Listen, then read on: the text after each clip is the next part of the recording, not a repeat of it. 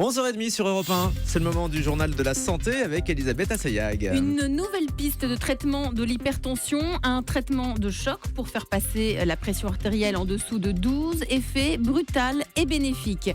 Le café n'est pas du tout contre-indiqué pour ceux qui font la sieste, bien au contraire, les deux font la paire.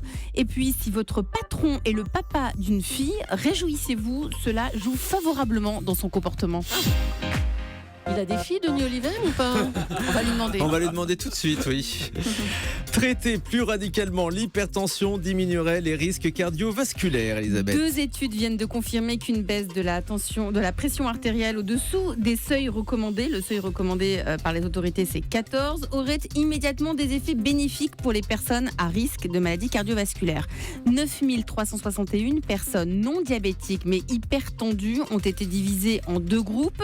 Premier groupe, les participants ont suivi un traitement intensif pour réduire la pression artérielle à 12 ou moins. Et l'autre groupe pour amener la pression en dessous des 14, donc je vous rappelle le seuil recommandé. Après 6 ans de suivi, la mortalité est plus faible dans le groupe où on a réduit considérablement la pression artérielle. Les épisodes d'AVC, d'arrêt cardiaque ou d'infarctus ont été réduits de 24%. Ces traitements agressifs sont donc une vraie piste pour réduire la mortalité cardiovasculaire. Bonne nouvelle, donc c'est une idée reçue. Le café n'est pas du tout contre-indiqué pour ceux qui font la sieste. C'est ce que des chercheurs viennent de démontrer. Le café décuple même les effets de la sieste. Aux États-Unis, on appelle cela le coffee nap. Écoutez les explications d'Ève Roger pour Europe 1. What else ? D'un côté, la caféine qui excite. De l'autre, la sieste et ses bienfaits réparateurs. Eh bien, le cocktail des deux n'est pas contre-indiqué, bien au contraire, à condition de prendre le café juste avant de s'allonger. Cette pratique nous vient d'Amérique. Là-bas, on l'appelle la coffee nap ou encore la power nap, une pratique quotidienne pour la psychologue Audrey Hakoun. Nap, c'est la sieste et power, c'est la puissance. Et donc, on prend un petit café ou un petit thé. Au bout des 15 minutes, on se réveille. Tout de suite, il faut se lever, sautiller un petit peu en l'air pour faire circuler la caféine. Et là, c'est comme si on était le matin en pleine forme. Alors comment l'expliquer ? Eh bien d'abord, le café n'agit pas immédiatement, donc il n'empêche pas de s'endormir. Le liquide chaud favorise même l'assoupissement. Ensuite, la molécule qui stimule l'organisme a besoin de 15 à 20 minutes, le temps de la sieste justement, pour traverser l'intestin grêle avant de rejoindre la circulation sanguine. Et c'est pour ça qu'au moment du réveil, on se sent en pleine forme, les capacités intellectuelles et l'énergie relancées. Et ça tombe bien, parce que cette sieste qu'on appelle la sieste standard, celle qui dure une vingtaine de minutes, c'est l'idéal. Plus récupératrice que la sieste flash, moins de 5 minutes, et moins abrutissante que la sieste royale, celle qui dure 1h30. Voilà donc pour cette idée reçue. Info psycho à présent, si votre patron a une fille ou s'apprête à avoir une fille, eh bien vous pouvez vous réjouir. Oui, et vos conditions de travail pourraient même s'améliorer. 2 professeurs d'économie américains ont étudié près de 400 grandes entreprises sur une période de 20 ans, entre 1992 et 2012. Ils se sont intéressés au profil des enfants du PDG, ainsi qu'aux sommes dépensées en matière de responsabilité sociétale. Résultat, 96% des patrons qui ont une fille ont un comportement plus moral, plus éthique que les autres. Rémi Botsaron pour Europe 1 nous décrypte cette étude.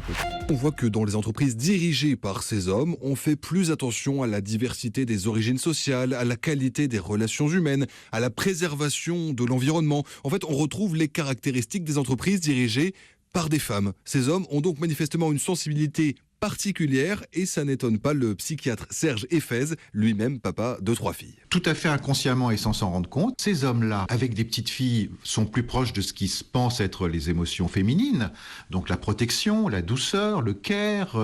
Du coup, ils incorporent ces émotions-là aussi. Ils font plus attention aux autres, ils vont être plus dans l'écoute et dans l'empathie avec les autres. Et donc, ça va se ressentir évidemment dans sa fonction.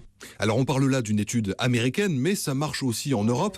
Par exemple, il y a 2 entreprises françaises qui sont régulièrement citées parmi les plus éthiques au monde, L'Oréal et Capgemini. On a vérifié, leurs patrons ont tous 2 au moins une fille. Et il y a quelques années déjà, au Danemark, une étude avait montré qu'à la naissance de leur fille, les patrons avaient tendance à augmenter leurs employés et en priorité les femmes. stupéfiants, on va faire attention. Bon, hein. alors, Oui. Elisabeth, on va commencer par le PDG, Denis Oliven.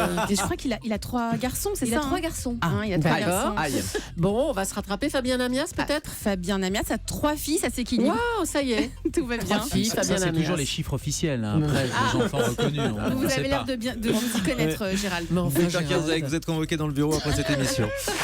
Une innovation qui va changer notre vie, un pansement intelligent mis au point pour détecter des infections. Des chercheurs britanniques ont élaboré un pansement capable de briller et d'alerter rapidement les patients et les soignants sur l'état d'une blessure.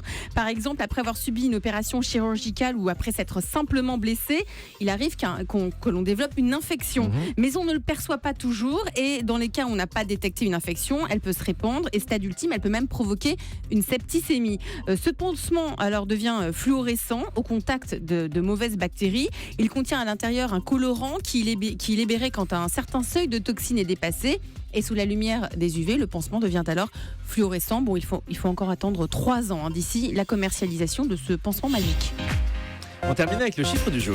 144 € pour un détartrage dans le département des Alpes de Haute-Provence. C'est presque normal, un tel prix. C'est nos confrères du Figaro qui ont révélé que dans le département des Alpes de Haute-Provence, le dépassement des honoraires atteint régulièrement 85 € pour un détartrage, soit une facture totale de 144 €. Pour rappel, l'assurance maladie a fixé le prix normal d'un détartrage à 28,92 €. Ah oui, on est largement au-dessus. Hein. Voilà, mais les dentistes se défendent et avancent l'argument que certains tarifs n'ont pas été revalorisés depuis 27 ans quand même. Merci beaucoup Elisabeth.